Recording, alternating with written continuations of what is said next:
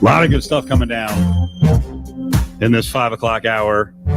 We got some college football later on, more conference realignment speculation. We'll get to that. Big deals of the day. The Lakers have added more veterans in Melo and also Monk and signed some young guys. So we'll give you the roster breakdown of the Lakers in just a little bit. And now we've got a rumor in. We were just talking about Carson Wentz, and Wentz could be back for week 2 or 3. He could be out, through 12 games. We don't know yet. Surgery's in. We really don't find out more details on Carson Wentz from the Colts until 2 weeks from now when he can start rehab. But one of the legends of the game could return and may return to Indy. And we'll find out in this 5 o'clock hour. Battleborn Injury Lawyers presents The Big 5 at 5. Number 5. What a jerk.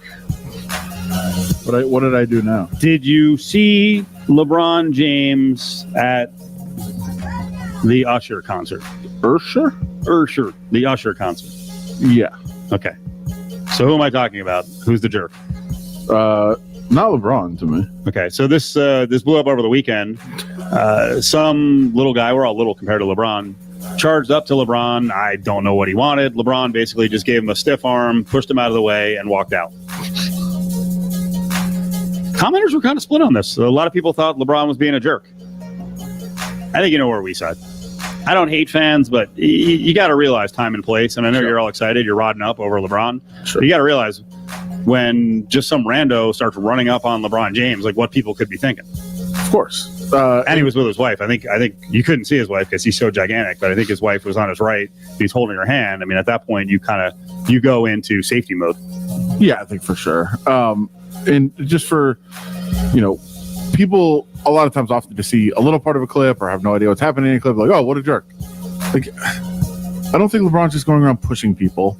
And this clearly appeared, as you said, like somebody is getting into his space in a weird way, like an awkward way. I'm not going to go after LeBron for sure. Well, it's a weird spot when people go out, so I'm not. People are like, when celebrities go out. Well, people are saying stuff like that's literally assault. Like, no, I don't think. First of all, I don't think you don't have enough evidence to judge, for sure.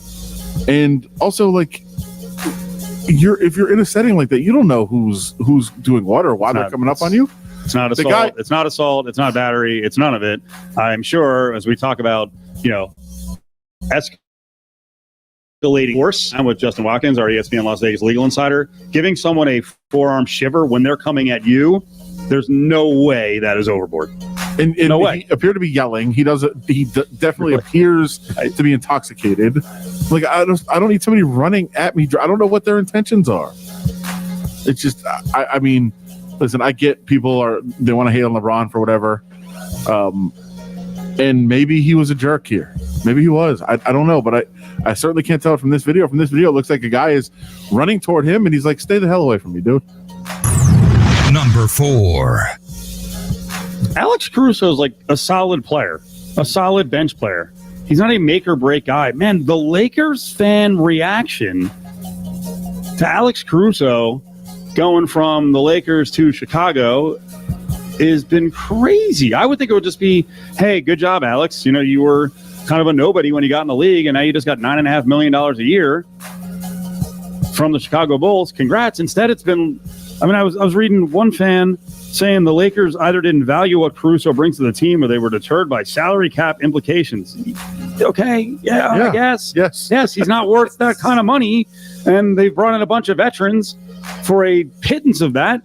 Pat him on the back and go, congrats. You know what? You were on the Lakers. You played well. You used the fame that backups get on the Lakers to get yourself a deal. It's probably out of control. But this person said both of those things are bad and implicate this front office and ownership group as being less savvy and smart than they need to be. Losing Alex Caruso has you this mad? It does. And you know why? But here's the thing. Don't worry, sir. You've got Mac McClung now. I have no idea why this person is so fired up. Because Alex Caruso is a cult figure. You just assume people are like, hey, little white guy, we love him. It is. If someone thinks he's a good Athletic basketball white player, dudes. Athletic white dudes have always been that. It's not everybody. And, you know, it goes back to like Bob Sura. What this brings me back to is some of the nonsense from last week, and you're one of the leaders of this, that throws out there that the Golden Knights fan base getting all emotional over Marc-Andre Fleury means it's a bad fan base. Okay, well, since then, we've seen the Laker fan base flip out about Alex Caruso, and the Cubs fan base melt down over selling off all their stars. And the line I heard about Vegas is, well, Vegas needs to mature as a pro sports town. Does LA? Does Chicago? Yes. No. By mature, it means that we're too young to know any better, which of course I will counter with, most of us are not from here. We know sports. All right. I'm just going to say, most of you media guys, unfortunately, you're so out of touch with the average fan, and you don't talk to them on a regular basis that you can't associate with them at all. No, people don't just look at sports like through this freaking, with this steely demeanor that it's all business and it's all about building things the right way. There is emotion. That's why they're fans. Right, but it's also our job to tell you why that's wrong. Like, that is part of our job. Right. But with that, then we come to this discussion about Marc-Andre Fleury that 100% it was the right move. It was not the right move, 100%. Well, listen, and I'm not basing it on being a fan. Hold on. There's room for discussion here, just like on Alex Caruso. I don't agree with this guy who says the Lakers aren't savvy. Maybe there should have been a place for Caruso. Maybe it would have taken $5 million a year. Maybe they just replace him with lesser players. But this assumption that everyone's just emotional and they don't know sports like I do because I watch it, and I cover it. Stop. Well, I'll stop you right here of saying it wasn't 100% the right move, and here's why you know that it really was. I mean, nothing's ever for sure. Wasn't. But I'm going to tell you why this can be shot down. Which one, Caruso or Leonard Fleury? Because the Golden Knights have been an organization, and we know that they do the business move. But the one thing they said they wouldn't do, and from ownership down, said, "Hey, listen, I know you guys want to trade Marc-Andre Fleury. Not happening. He's our goalie. He's going to stay here." And they went into ownership. This is public. This is not something. They went into Foley and they said, "Listen, this is why this is 100% the move that has to be made. This is why we're going to lay it out for you. Here's this. Here's the financials. Here's what happens if we keep him. Here's what happens if we get rid of him. We need to get rid of him. It's an absolute necessity. It's what has to be done." And laid out all the information and presented in a factual manner, in a business manner, and from what's right for the team. Even the owner, who has been adamantly against it, was like, with all the information, I know it's what you have to do. It's right. It's correct. So what does that mean? Because Bill Foley signed off on it? No, it's when you actually look at it and take the emotion out of it and look at what has to be done. It's what had to be done. Yeah, that was the case. There's no emotion in it for me. I've explained it a million times. When I look at it, Fleury's the better goaltender now. He's the more reliable guy. I think he still has 3 years left in him. I don't know that Robin Leonard is going to get beyond 50 games next year. I worry about that. I don't know that Alec Martinez with the money is worth over $5 million a year. I think they could have built the team a little bit differently and made some different moves and kept Fleury around and actually gotten something for Robin Leonard. They got nothing for Marc-Andre Fleury. Was there emotion? Sure. Was there emotion right there? No. I'm explaining to you from a personnel standpoint. This is what I would have liked to see them do. Hey, they're the hockey guys. It's worked out for the most part to this point, so I guess you got to trust them, but I'm worried. And they put themselves in that position by signing a ridiculous contract, for sure. And by the way, this should go back. This goes all the way back, and I think that's what you're referencing. You were one of just a few people, and again, this is when emotions are high. When Marc-Andre Fleury got the extension, you were like, whoa. Yeah, that was a mistake. That set the wheels in motion for this. Well, signing Leonard in sort of a Jordan Love-esque move could also be viewed as a mistake because you just traded away the Vezina winner. Sure. Well, sure.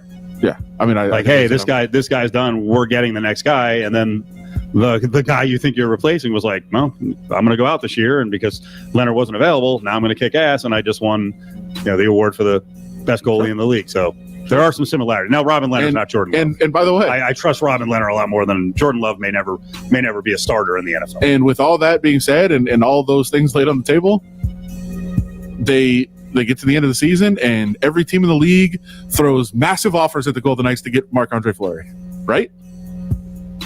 Well, they're missing the boat. Right, well, that's fine, but it's. I think they every team in the league is missing the boat. I think they took advantage of a situation where the Knights were not in a position of strength. So I don't know why. Somebody could have thrown something at them. How many teams were in it? Well, there's only. He had a limited no movement clause, so some teams are already automatically out. Right. But somebody could have said, "Oh, they're giving you nothing. We'll give you a second, third, fourth, whatever. We'll give you a pick of some sort." I think the entire league is going to look at it and go, well, boy, we blew that one. And that's happened before. The entire league in the NFL, in Major League Baseball, in the NHL, and the NBA has written guys off, and they've come back and had a year, a good year or two to close out the career. Sure. Yeah, and that's fine. It's just you can't take a chance on that much money of hopefully that happening. It's a tough spot to be in, and listen, that's a whole different case. But I think in Caruso's case, first of all, I don't think it's the whole Lakers fan base. I think there's some people on Twitter. He is a cult hero. I see it every year at Summer League. He is a Summer League superstar. He's great in Summer League. I don't know of a more popular player in Summer League than Alex Caruso. They love seeing the white guy go dunk. They love it. It's great. They're excited about it, and I think that's part of the fan base there. But listen, I understand I love watching Caruso play too. I love watching him on the court, but I understand he doesn't really fit in the plans here. Number 3.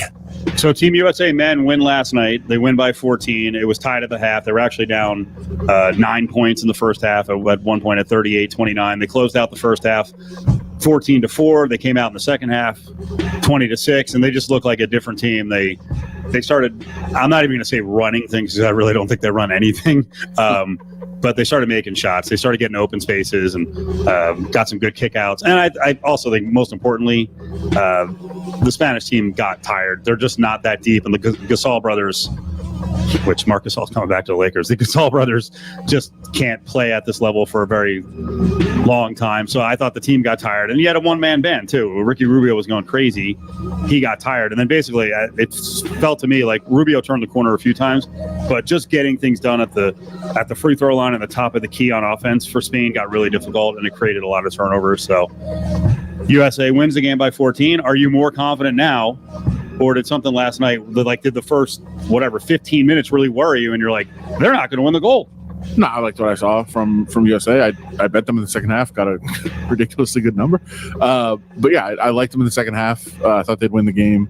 I was more confident coming out of the game than I was going into the game about Team USA. Doesn't mean they're definitely going to win it, but their number